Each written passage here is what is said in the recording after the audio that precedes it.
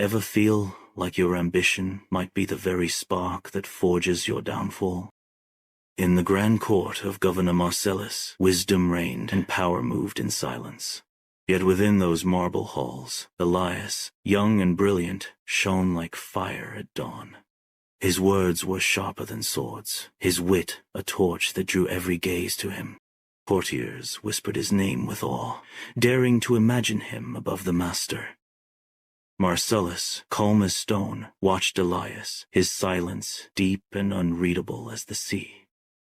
Elias basked in praise, eager to rise higher, eager to let his brilliance be seen.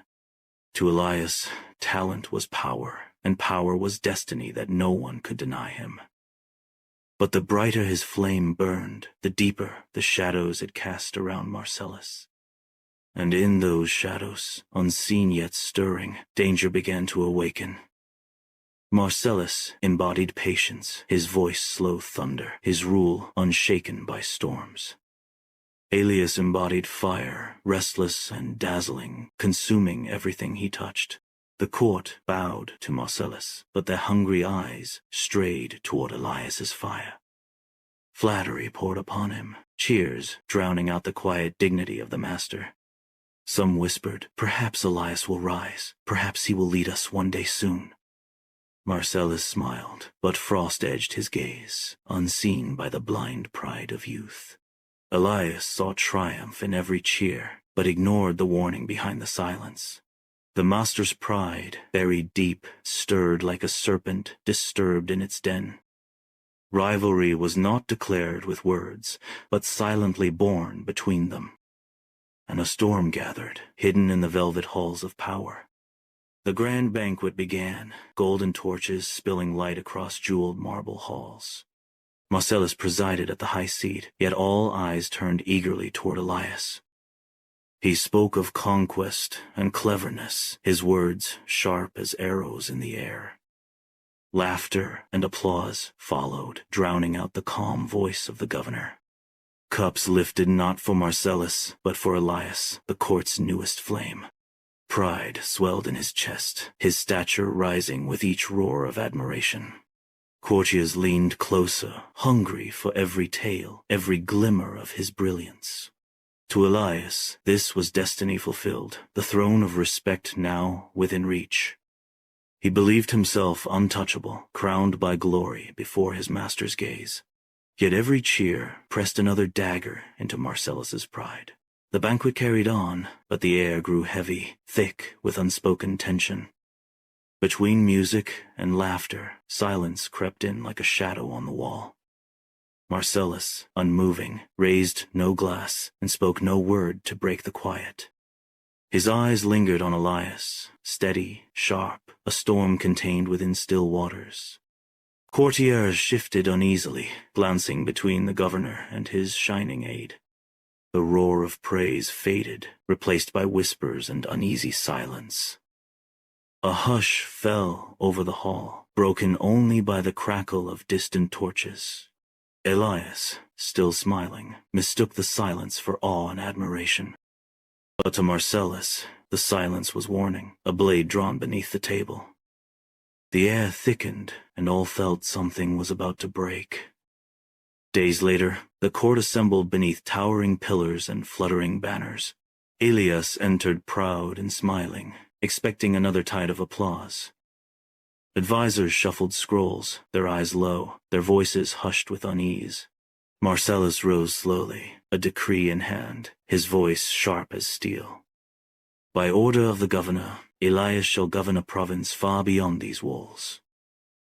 Shock rippled through the chamber. Courtiers froze, their whispers trembling. Elias's smile broke, disbelief spreading as pride drained from his face. Was this promotion or exile, painted with golden words?